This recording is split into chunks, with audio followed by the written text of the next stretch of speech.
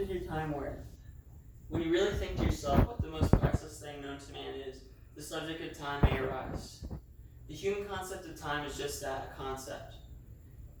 It is fabricated by humans, this idea of time. It is acted as a way for us to keep track of our being on this earth. It is our nature, our mortality, and it is through our mortality which we gain a certain appreciation for time. We base our lives on this idea that one day, all that will be left of you is the choices that you make with your time. It is our greatest gift, our mortality. If approached properly, the human concept of time can be a great life philosophy. That is why knowing time and knowing your own mortality can be life's greatest gift. In the following minutes, I will convey to you what time is, how it can assist you in life, and how you can take hold of it. So what is time? You can't see it, smell it, touch it, taste it, or even hear it, but you can, however, observe its effects. Time is both the creator and destroyer of everything as we know it. It builds up the highest mountains and also breaks them down. And our best way to capture it is here, on my wrist. Time is something so powerful that with our best efforts we can only hope to observe it. This limitless power of time is a gift. Time has brought life to the universe, life like us, but unfortunately for us, time is running out. For we humans and our individual consciousness have an expiration date. For the universe, however, time is irrelevant. We are the byproduct of billion years of evolution, and we are just a minuscule piece of it. The universe was here long before us, and it will be here long after. This idea of time shows us what it really is, but what it really is and what it is to mortal beings like ourselves is very different. Now that you're familiar with time, let's take a look at how this concept can assist you in life. Understanding time can be your greatest motivator in life, well, because death is inevitable. Harsh, I know. But in order for you to appreciate life to the fullest, you must accept death. You must see it for what it is what we all have in common, and it is inevitable. But why do we fear death? Why do we fear what's bound to happen? By saying this, I do not mean to live life recklessly by not fearing death. You should still care about your well-being and hope to live a long, prosperous life. But rather than fearing death, accept it.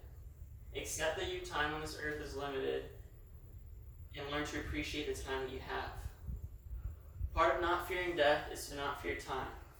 While time is the doer of death, it is also the creator of life. And it is through time which anything is possible. It is how you choose to use your time which dictates that. Although death is inevitable, we still live on through the marks we leave on the people and world around us. Now that's all big talk. But how can you use this time to make the best possible use of it? First off, schedule your day. There's no good reason you should start your day having no idea what you should do with those 24 hours. Those 24 hours go by faster than you realize, and every second counts. A leadership strategist and time management expert, Christopher S. Frings, states in an article titled Time Management Tune-Up, prioritize tasks and make daily plans. If you fail to plan, you plan to fail. Each hour spent planning effectively can save you 3 to 4 hours in execution. For instance, The Telegraph, an online news outlet, shares that between the ages of 15 to 24, the amount of time spent on phones every day is around 4 hours. 4 whole hours. That is 240 minutes of texting, watching, and playing. All things that have no benefit to you in your life.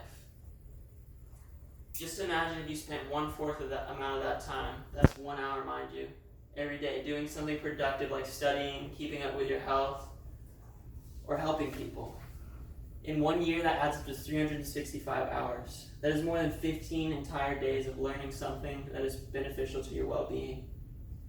Now, we are all guilty of wasting our time, and unfortunately, most of us fail to see it. We convince ourselves that it is okay. We tell ourselves that we deserve whatever it is that's wasting our time. And hey, maybe you do deserve it. But more times than not, it is a waste. To ensure that you do not go through life wasting your time, you must exercise discipline. You must exercise discipline to not only make effective use of your time, but to strengthen your mind. Retired U.S. Navy SEAL Commander Jocko Willink offers expert testimony on his book, Extreme Ownership. It goes like this. The test is not a complex one. When the alarm goes off, do you get out of bed? Or do you lie in your comfort and fall back asleep? If you have the discipline to get out of bed, you win. You pass the test. If you're mentally weak for that one moment, that weakness keeps you in bed. Though it seems small, that weakness translates to more significant decisions in life. But if you exercise discipline, that too translates to more substantial elements in life. It is through your management and discipline of time which you can stay true to your interests. It is your time that's used every day, so why not using it to accomplish something that you wish to accomplish? Spend it following your passion. So many of us fear our passions due to the possible waste of time. But the truth is, any time you spend doing what you love, whether it is helping people or caring for animals at your local animal shelter, is no waste of time. What we do with our time is our potential, and we must not fear using our time because it goes by either way. There's no pause button on life. American writer and psychologist Angela Lee Duckworth explains in her book titled Grit, the Power of Passion and Perseverance, that our potential is one thing. What we do with it is another. While time holds endless potential, potential is nothing unless acted upon. It is what we choose to do with our time that matters, and it is through mental strength and discipline which you can tap into that potential. Through these words I've spoken to you today, I may have scared you, I may have inspired you, or I may have had no effect on you at all. But it is this idea of time which is relevant to all people. Like it or not, we are all mortal beings, and one day all that will remain of you is the actions you choose to take while you're here, today, and every day after. If you only take one thing out of this speech, let it be that time holds the possibilities for anything and everything, and it is right in front of you, free for the taking. The secret to tapping into this finite resource is to know yourself. Know what you love, what brings you happiness. Embrace this and look to the future eager for self-improvement. Cast away your bad habits and make use of every moment you are given on this earth. After all, the clock is ticking. Thank you.